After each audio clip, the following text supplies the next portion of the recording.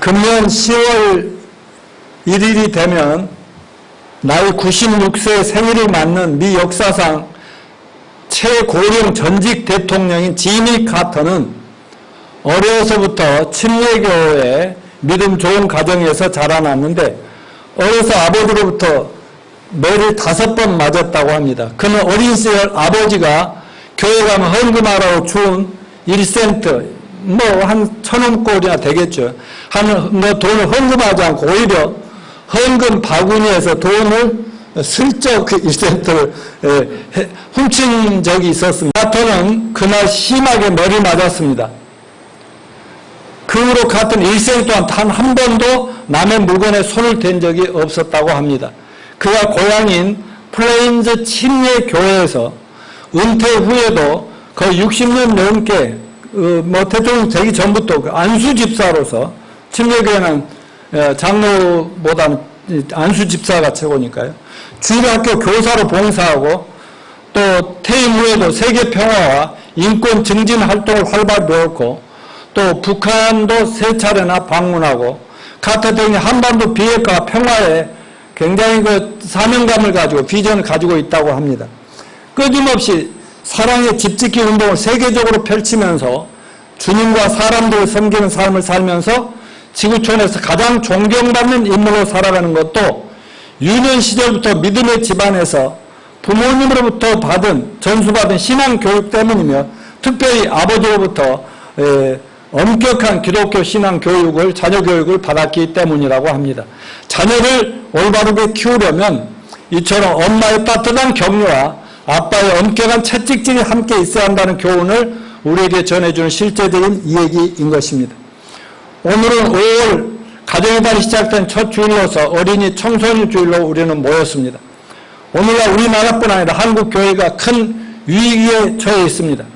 너무나 살기 힘든 젊은 세대들이 결혼도 안 하려고 하죠. 자녀도 낳기를 원치 않으므로 지금 나이 든 세대가 사라지면 우리 민족이 아주 소수 민족으로 이렇게 전락할 거라고 전망하고 있고 한국 교회는 벌써 오래전부터 저도 그냥 경고해 왔습니다만 유럽의 교회들처럼 교회에 어린이 청소년 주일학교가 없어지고 청소년도 어린이도 없어지니까 교회가 나이 든 어른들이 사라지고 나면 이제 교회가 유럽의 그 어마어마한 건물 예배당들이 많은데 텅텅 비어서 관광 유물이 된 것처럼 그럴 날이 올 것이다 하는 것입니다. 그래서 저와 우리 교회는 미력하나마 10년 전부터 미국 뉴욕에 있는 프라미스 교회에서 시작된 414 윈도우 운동이라고 다시 말해 다음 세대를 살리자는 교육 선교 운동과 한국 교회와 세계 교회를 깨워서 목사님들과 부모님들이 어떻게든지 어린아이 한 명, 다음 세대 한 명에 초점을 맞추고 그 목회를 하고 설교를 하고 그렇게 해야 된다 하는 것을 강조하는 운동을 앞장서서 해왔습니다. 진짜로 한국 어린이 청소년 주일학교 없는 교회들이 50%가 넘네. 어떤 교단은 70%, 80%가 없네. 요즘 코로나 때문에 더 많이 이제 없어지면 지금 굉장히 위기죠.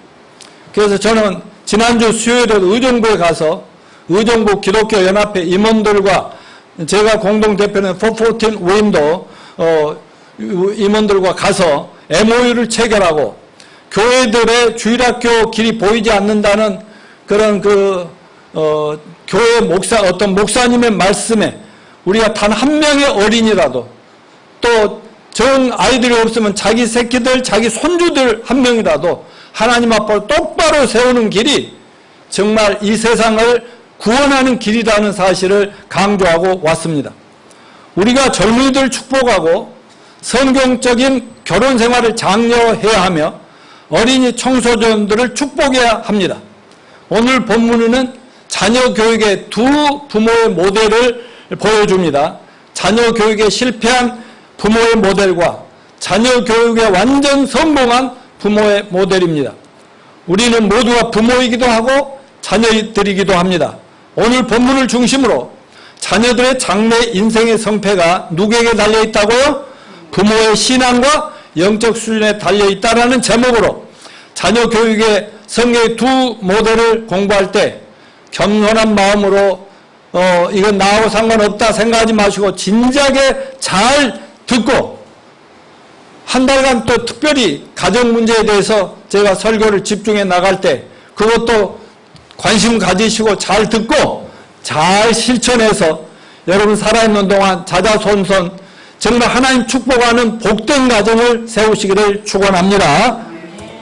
자, 오늘 본문에 두 종류의 자녀 교육의 모델이 있는데 첫째는 하나님 중심의 자녀 교육이 아니라 세상 중심, 자녀 중심의 교육을 함으로써 자녀를 어려서부터 망쳐가는 부모의 모델 엘리 제사장이라고 하는 마지막 그것도 하나님 성전에서 잘 지도자로 섬기는 엘리 제사장의 모델이 있고 두 번째는 하나님의 중심의 성경적인 자녀 교육으로 자녀를 역사적으로 빛난 인물로 키운 평신도 한나의 모델이 있습니다. 먼저 엘리 제사장을 모델로 하는 이렇게 하면 안 된다는 과보호형의 부모들을 먼저 생각해 봅시다. 첫째로 과보호형 부모의 대표적인 예가 엘리 제사장이라고 합니다. 오늘 본문 22절 25절을 다시 한번 읽습니다. 시작. 엘리가 매우 늙었더니 그 아들들이 온 이스라엘에 행한 모든 일과 해망문에서 수종드는 여인들과 동침하였음을 듣고 그들의 이르되 너희가 어찌하여 이런 일을 하냐 내가 너희의 악행을 이 모든 백성에게 듣노라. 내 아들들아 그리하지 말라. 내게 들리는 소문이 좋지 아니하니라. 너희가 여호와의 백성으로 범죄하게 하는도다. 사람이 사람을 범죄하면 하나님이 심판하려니와 만일 사람이 여호와께 범죄하면 누가 그를 위하여 강구하겠느냐 하되 그들이 아버지의 말을 듣지 아니하였으니. 오늘 본문에 나오는 엘리 제사장의 두 아들들은 이스라엘 나라의 하나님을 섬기는 제사장 즉 선직자의 자식들이었지만 엄청 불량하고 악하다고 기록합니다. 그들은 지독히 이기적이고 교만해서 끊임없이 어려서부터 막 탐욕이 많았어요. 하나님에 대한 신앙이나 사랑이나 하나님을 두려워하는 경외함이 이런 건 전혀 없이 그래서 뻔뻔한 마음으로 우리 아버지는 뭐 성직자야 목회자야 뭐 이런 마음으로 하나님 성전에서 다시 말해 오늘날도 교회 온갖 불경수 행동 다 행했으며 하나님께 바치는 제물 또한 자기 마음대로 불경스럽게 다루었다고 기록하고 있습니다. 아버지 엘리 제사장 두 아들의 불경죄를 다 소문으로 듣고 얼마나 못됐는지 소문이 나서 듣고 있지만 잘못을 너무나 가볍게 다루었다는 것입니다. 혹여나 자식들이 다칠까봐 상처받을까봐 조심했던 것 같은데 고작 두 아들의 죄를 가볍게 책망했을 뿐 그에 따르는 단호한 행동을 취하지 않았습니다. 당연히 아들들은 아버지 말씀도 무시하고 불순종했죠. 사람 좋은 아버지였을지는 모르지만 아버지로서의 책임을 다하지 못함으로 아들들의 장래를 어려서부터 소년 때부터 하나님 말씀이 하라는 대로 안 해서 망치고 있었다는 것입니다. 이런 태도는 자식 사랑이 아니라 자식을 망치는 거라는 것을 기억하십시다. 오늘날 대형교회 목사님들, 많은 교회 목사님들 열심히 설교하고 열심히 수고하지만 그 자녀들 문제가 큰 짓단거리가 되어갖고 정말 얼굴을 들 수 없는 상황이 많고 재벌들, 정치 지도자들, 사회 거물들이란 사람들의 자식들 때문에 얼마나 사회 문제가 되고 있는가 이거 우리 흔히 보는 현상들 아니겠습니까? 자, 엘리 제사장은 그 결과 하나님의 경고와 심판을 받습니다. 사무엘상 3장 13절 같이 읽을까요? 시작. 내가 그 집을 영영토록 심판하겠다고 그에게 이른 것은 그의 아는 죄악을 인함이니 이는 그가 자기 아들들이 자청하되 금하지 아니하였습니다. 엘리는 자기 자녀들이 우상이었어. 우상. 뭐가 우상 숭배가 뭡니까? 하나님보다 더 자식이 더 높은 자리에 있어야 된다고 생각하면 이것이 우상 숭배라는 거지요. 하나님은 29절에서 뭐라고 그래요? 내 아들들을 나보다 더 중히 여기고 있구나 이렇게 말씀하죠. 자녀의 우상하는 이것이 엘리 제사장 아버지의 결정적인 잘못이 자녀들을 우상시했다 이 말이에요. 하나님의 지배를 받죠. 하나님 위에서 모르게 만들어버렸다. 결국 엘리는 두 아들의 죄를 방관함으로써 나중에 젊은 날에 두 아들을 잃었고 그 가문은 망하였으며 만일 이스라엘 백성들까지 하나님 심판으로 멸망을 당하게 만들었습니다. 여러분, 자녀들은 너무나 귀하죠. 그렇지만 하나님보다 더 귀중히 여기면 우상 숭배가 되며 하나님은 거기에 대해 질투하시고 반드시 징벌하신다고 성경은 가르칩니다. 믿습니까? 여러분, 자녀들 우상하지 말고 사랑합시다. 그래서 하나님 말씀대로 자녀들이 가도 끊임없이 기도하며 정말 권면하며 책망할 수 있는 여러분이 되시길 축원합니다. 그럼 엘리 제사장의 두 아들들 어떤 범죄를 범했는가? 첫째, 그들은 하나님을 멸시하고 하나님을 섬기도록 하나님이 임명하신 제사장 성직을 무시했습니다. 여러분, 유대교 제사장들은 이스라엘 12지파 중에서 특별히 하나님의 성전에서 하나님을 섬기고 백성들을 봉사하도록 임명한 그 레위지파에서 특별히 하나님이 선택하고 지목해서 세운 성직입니다. 성직. 오늘날 같으면 대대적으로 내려온 성지자, 목회자 집안이라고 할 수 있죠. 이스라엘 민족 중에서 하나님이 특별히 선택한 아주 영광스러운 가문이었거든요.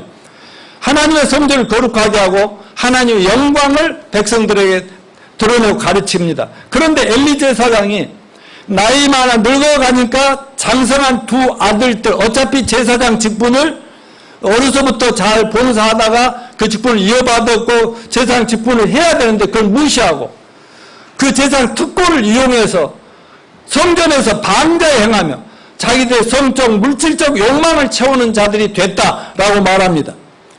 자신들도 제사장 가문의 아버지를 이어받아서 성직자가 되어야 하고 또 거룩한 하나님과 성전과 하나님의 백성들을 섬겨야 될 직분을 스스로 막 우습게 여기고 던지고 형식적으로는 하는 척하고 이랬던 것입니다.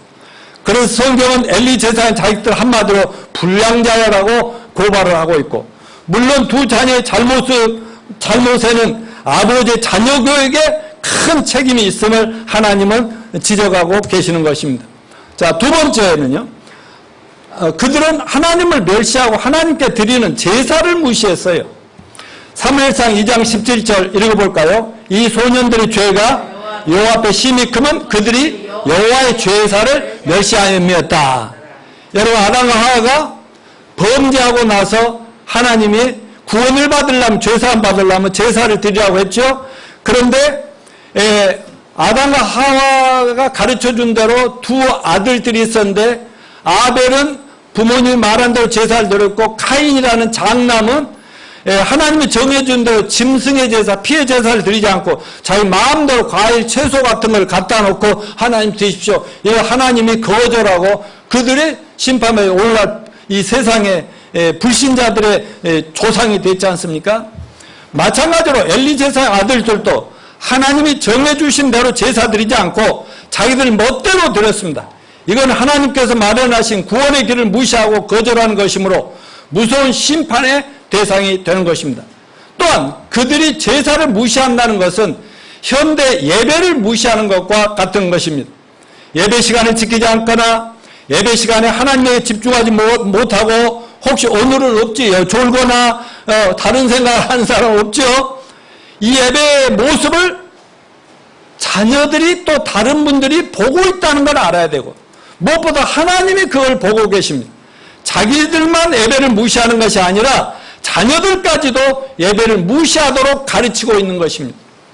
자녀들의 시험 기간에는 많은 교회들 그런 분 많죠. 아예 노골적으로 시험 공부 1시간에 더 하라고 교회에 안 나와도 좋아 이런 식으로 해서 은근히 밀어내는 부모들도 많다는 거 아닙니까?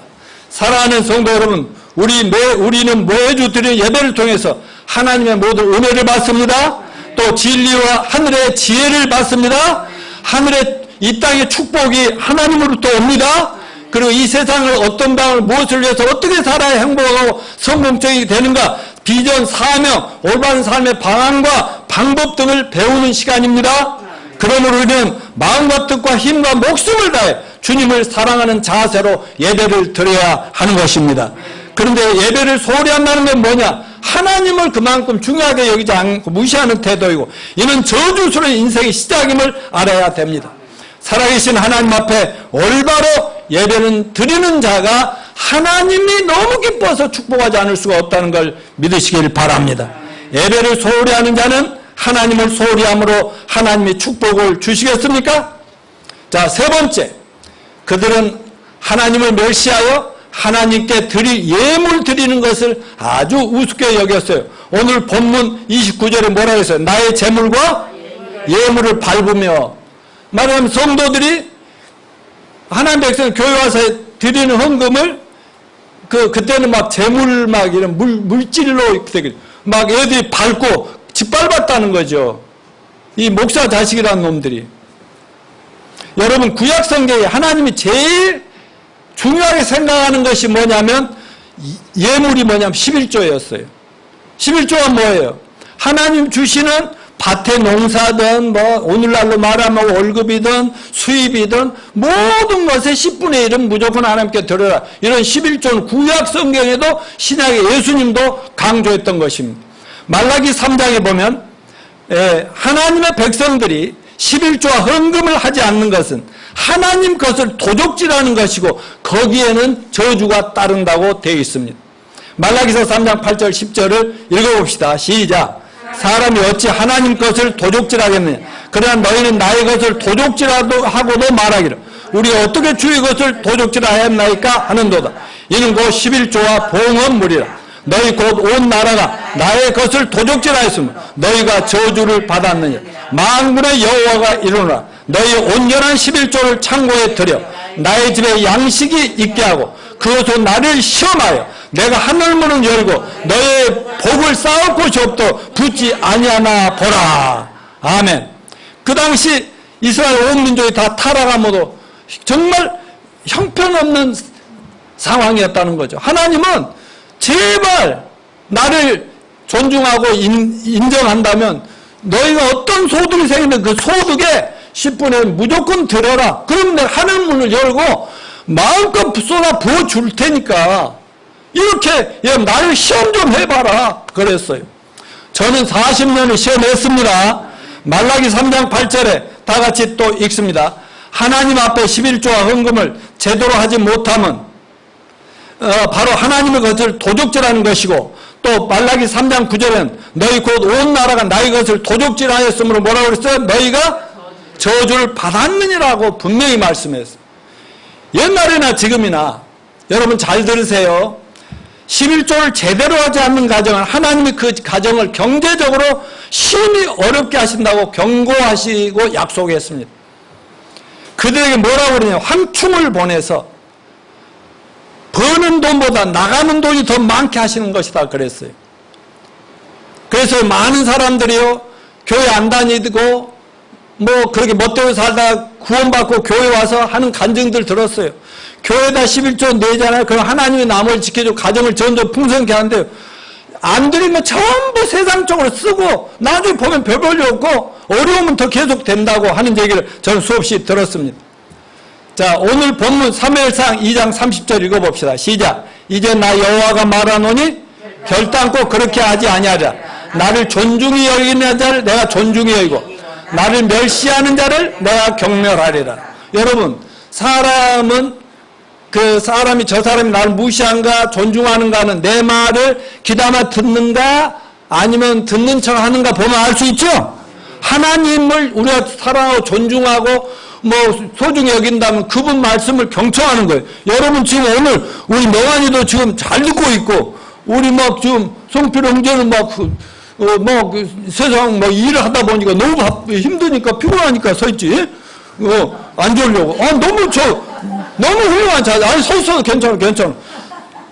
그렇게 하는 것이 하나님 존중하는 거라니까. 이렇게 집중해야 돼. 자, 사무엘상 2장 25절 시작. 사람이 사람에게 범죄하면 하나님이 심판하죠. 사람이 만일 하나님께 보면 누가 그를 위하여 강구하겠느냐 하되 그들이 자기 아버지 말을 듣지 아니하시 이는 여호와께서 그들을 죽이기로 뜻하셨습니다. 결국 이놈들은 있어봐야 영광이 안 된다 싶으니까 아주 없애버리고 하나님이 결정했다고 성경이 얘기하잖아요. 엘리 제사장은 하나님보다 자녀를 더 중요하게 여겼다니까요. 그 결과 자녀들이 하나님을 우습게 여기었어요. 하나님을 섬기는 지도자가 자녀를 우상으로 삼았으니 결과가 얼마나 힘들었겠습니까? 그는 자녀 교육에 실패했습니다. 그 결과 엘리의 가정에 영영토록 장수하는 사람이 없고 모든 자손이 젊어서 죽으리라는 저주의 말씀이 임했던 것입니다. 실제로 그 이웃 민족이 블레셋이라는 민족이 이스라엘을 침략했을 때 그 엘리 제사의 두 아들 온니와 비느하스 이들은 성전의 그 목사들 신부들 옷 있잖아요. 그 옷을 입고 법궤를 하나님 앞에 예배 제사드리는 법궤를 앞에 세우고 전쟁에 나갔다 둘이 다 거기서 직사해버리고 맙니다. 그리고 법궤도 빼앗기고 맙니다. 무슨 말이냐? 평소에 하나님 별로 믿지 않다가 중요하게 여기지 않다. 전쟁 터지니까 하나님을 앞세웠고 이렇게 나갔는데 하나님이 그걸 속겠습니까? 평소에 잘해야지. 어려우니까 하나님 하면 이렇게 하면 안 된다는 것입니다. 그 소식을 들은 아버지 두 아들이 전쟁에 나가서 죽었다. 아버지는 의자에 이렇게 앉았다가 깜짝 놀라가지고 넘어져가지고 목이 부러져 그 자리에서 죽어버리지 않습니까? 그런가 하면 며느리 아들 비느하스의 아내 며느리가 만삭된 몸이었는데 남편이 죽고 시부모가 돌아왔다는 소식을 듣고 갑자기 해산을 하고 죽어버립니다. 근데 그 아이 이름은 뭐라면 이가봇이라고 이름을 지었어요. 이가봇이란 뜻이 하나님의 영광이 우리 민족에서 떠났구나. 우리 가정에서 하나님의 축복이 끝났구나. 이런 뜻입니다. 그러므로 여러분, 우리는 어떤 경우에도 자녀들이 하나님을 존중히 여기도 양육해야 합니다. 아멘. 그것이 인생의 지혜임을 기억합시다. 하나님께 소홀히 하면서 세상적으로 잘난 척 똑똑한 척 하지 마시길 바랍니다. 많은 사람은 11조 헌금을 드린다고 드리는데 잘못 드림으로 하나님께서 no 해버리는 사람이 있어요. 말라기서 1장 8절을 봅시다. 시작.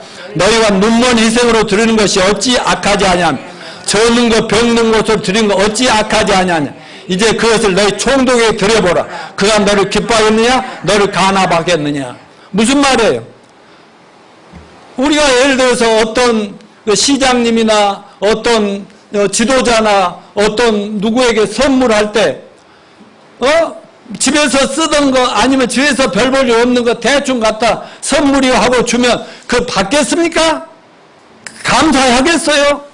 근데 이 엘리의 제사장의 자녀들은 말이죠. 그리고 그 시대 백성들 하나님 앞에 맞아 값나고 쓸만한 것은 다 자기 집에 제껴놓고 쓸모없고 병들고 이런 것들을 갖다 하나님 이거 가져왔습니다. 이런 자들이랑 하나님이 절대로 기뻐할 수가 없는 거죠. 여러분 하나님은 살아계십니다. 하나님은 모든 우리의 일거수일투족을 다 내려다보고 우리 마음속 깊은 걸 다 알고 계신다는 거 잊지 마시길 바랍니다. 자, 성경에 예수님이 아주 좋은 예를 했잖아요. 예배가 있다고 교회 와가지고 많은 사람이 헌금을 합니다. 근데 예수님이 이렇게 보니까 과부는 얼마나 했어요? 2렙돈이라고 하는 500원짜리 동전 2개 자기 입는 거 다 긁어서 넣었어요. 근데 어떤 부자가 포럼 잡고 딱 하인들 데리고 오더니 거기다가 해가지고 100만 원을 딱 던져 수표를 딱 넣고 더 부자는 뭐 제보 같으면 1000만 원을 딱 넣어 그러면서 아이고 이것도 돈이라고 니들 넣어 이런 식으로 하고 있는데 예수님 뭐라고 했어요? 이 두 과부가 낸 2렙돈 이것이 저 부자의 100만 원 1000만 원 억대보다 훨씬 크다라고 말씀하신 거 무슨 의미인지 아시겠죠? 하나님 마음의 중심을 보십니다. 우리 마음의 진실로 하나님 사랑하고 정말 내가 오늘날 살고 내가 가지고 있는 통장의 돈이 모든 게 하나님 것인데 하나님 그중에 10분의 1을 하나님 것이면 인정하는 의미로 드리라는 거 아닙니까? 나머지는 네가 다 쓰라고 그래요.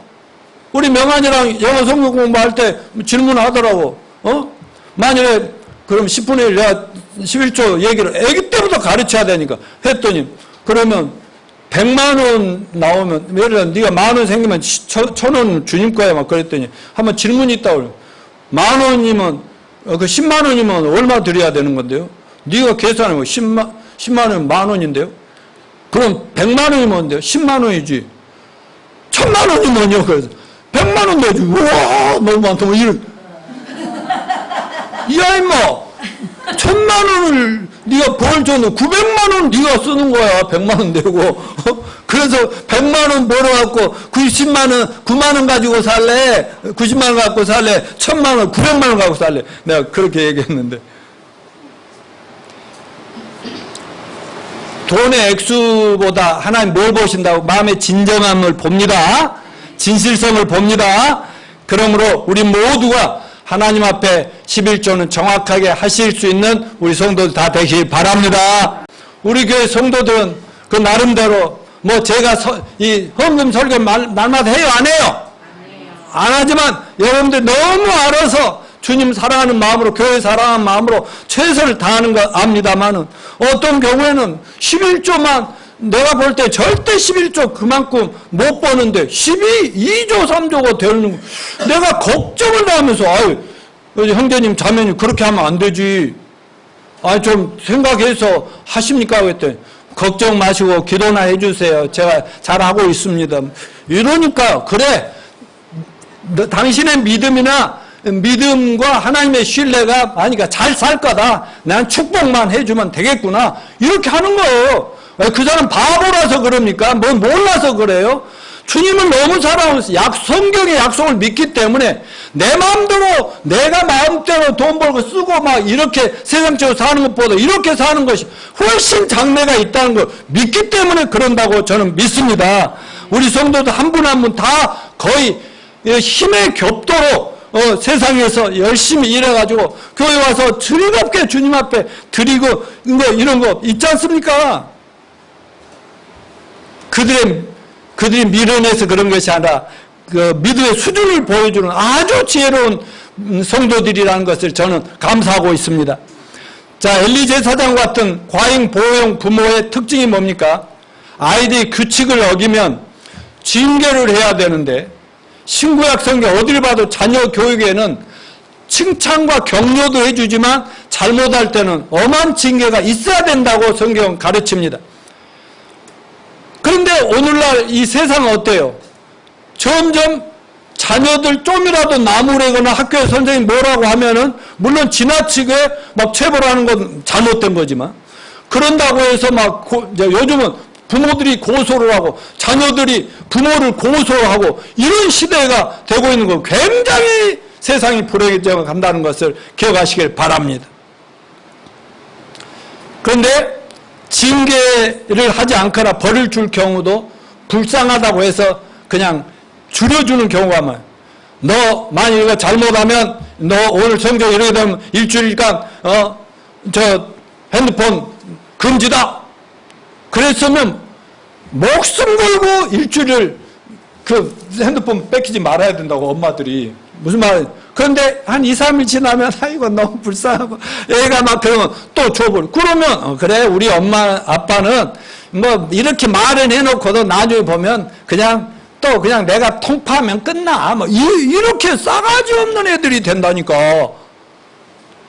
근데 과보형 부모들은 부모로 위치보다 자녀에 대한 친구 역할만 하는데 여러분 엄마나 아빠는 친구도 돼줘야 되지만 지도자고 스승이고 부모입니다.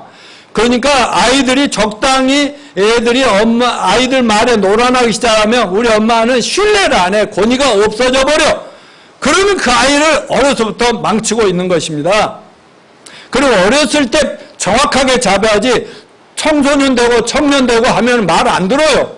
그때는 이미 지 안에 있는 영적인 신앙 수준으로 처리해 나가면서 나중에 세상을 살아가면서 깨닫고 변화될지라고 믿습니다.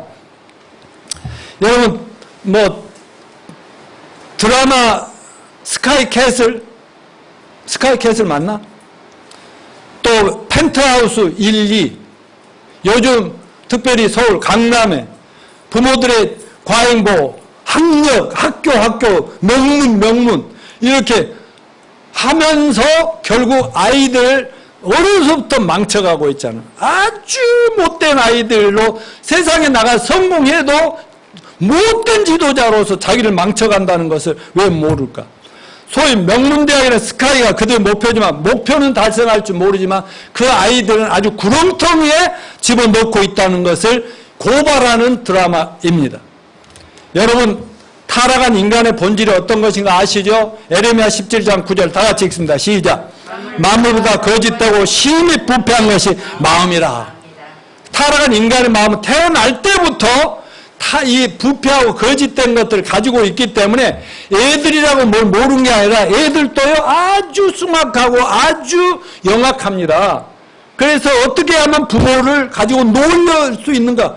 근데 부모가 거기에 지혜가 없어 당하면 나중에 자녀 망치고 부모 괴롭고 이렇게 된다는 거 잊지 마십시오. 그래서 나중에는 모든 것을 자기 잘못이 아니라 막 남의 탓으로 돌려.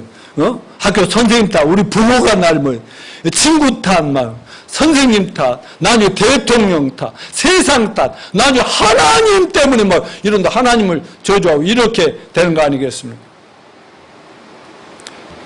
이런 자녀들이 되지 않도록 어려서부터 올바른 신앙과 성경 진리를 똑바로 가르치고 훈련하는 그런 부모들이 되고 여러분 자녀가 그런 부모들로 성장해 가도록 최선을 다하는 저와 여러분이 되시기를 축원합니다. 자, 그럼 두 번째는 하나님 중심의 자녀 교육의 모델은 여기 한나가 나왔잖아. 한나. 이제 사무엘의 어머니 한나의 성공적인 자녀 교육의 모델을 공부하도록 하겠습니다.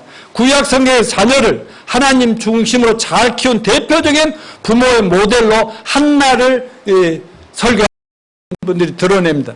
오랫동안 아이를 가지지 못함으로 결혼한 지 오래인데 아이가 없으니까 온갖 서러움과 멸시를 당하면서 막 그렇게 죽고 싶은 삶을 살았던 분이에요.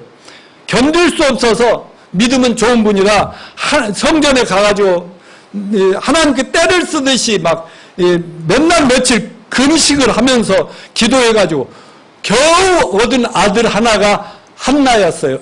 사무엘이었어요. 사무엘. 얼마나 기뻤겠어요. 그 아들 하나가. 눈에 넣어도 안 아플 그 아이를.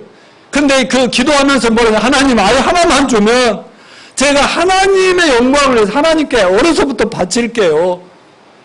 내가 만족하는 하나님 기뻐하는 아이들로 키울게요. 이래. 그래 애가 낳았어. 그래도 약속한 것도 서원을 했기 때문에 약속을 했기 때문에 자기가 젖을 다 떼기도 아주 핏덩이 때 바로 성전에 가서 제사장님한테 우리 아이를 맡아주십시오. 하나님께 바치겠습니다.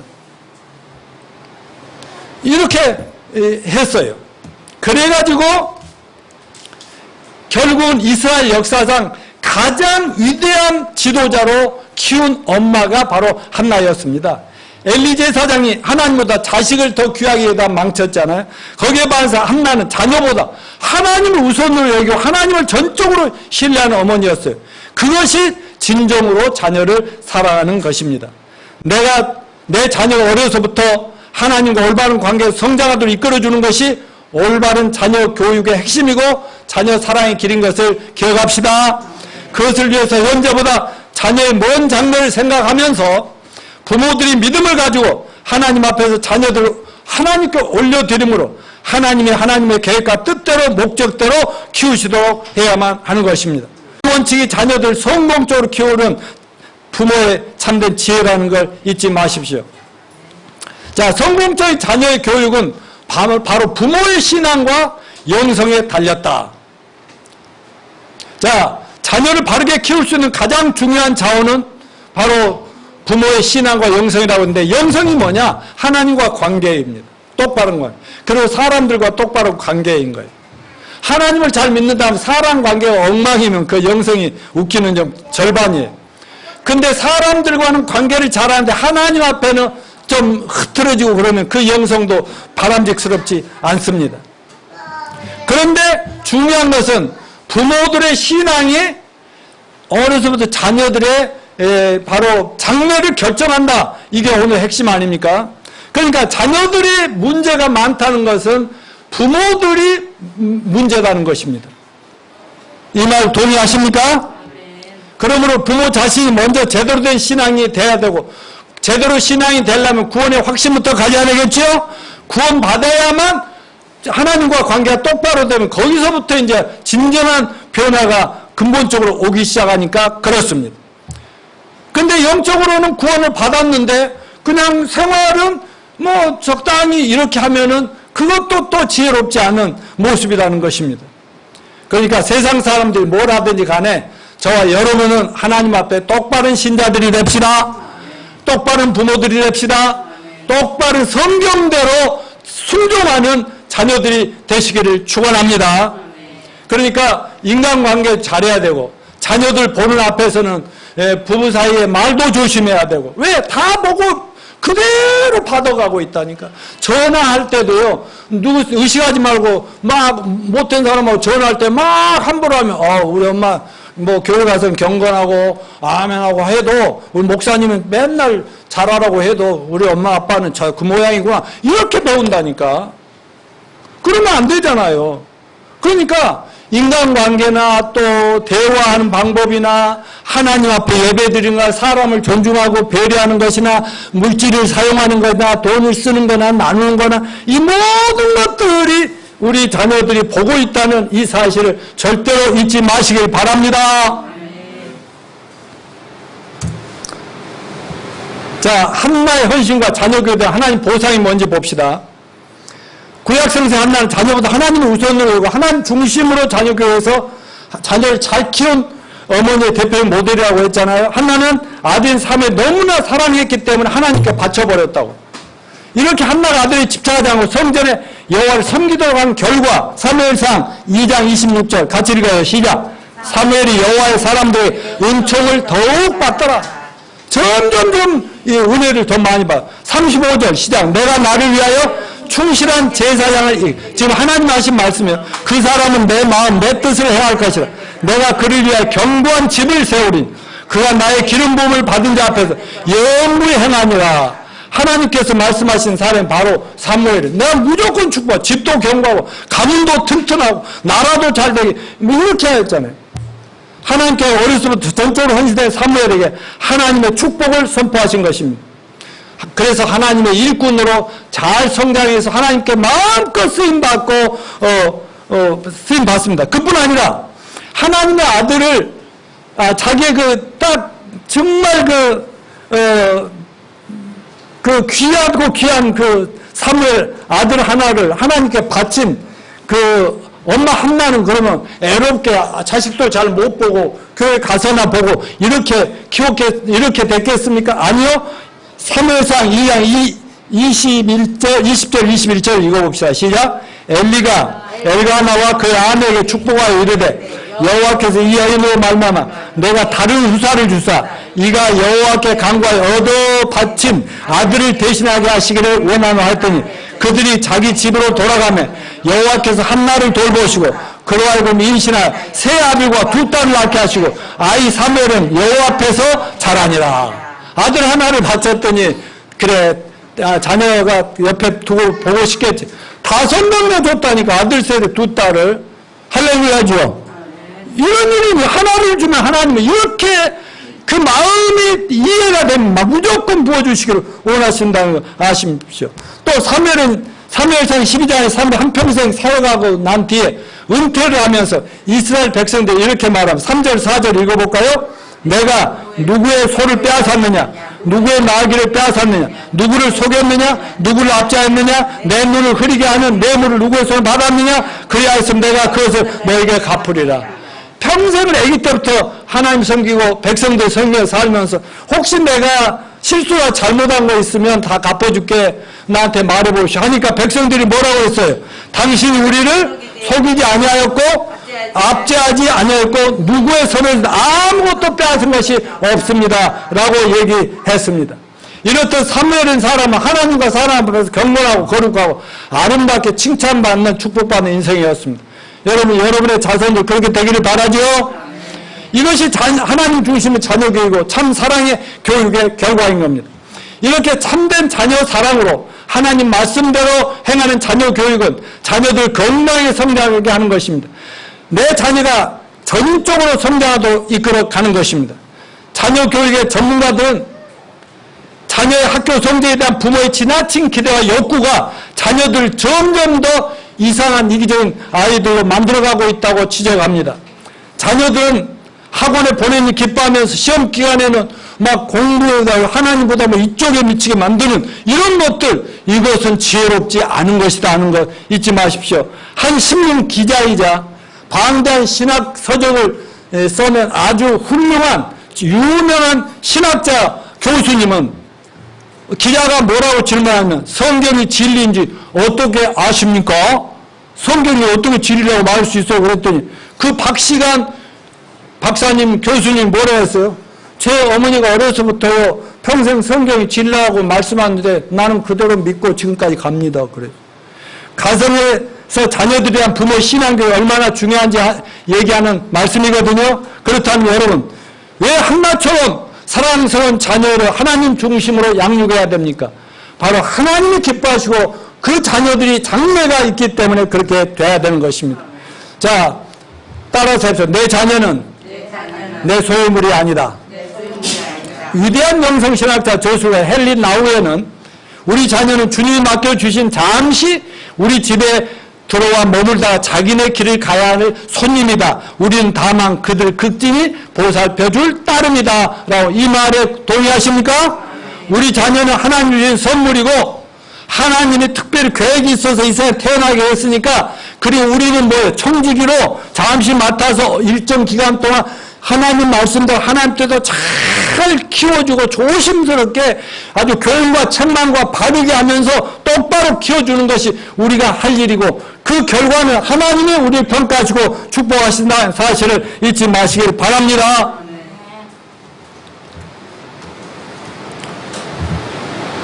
자, 아까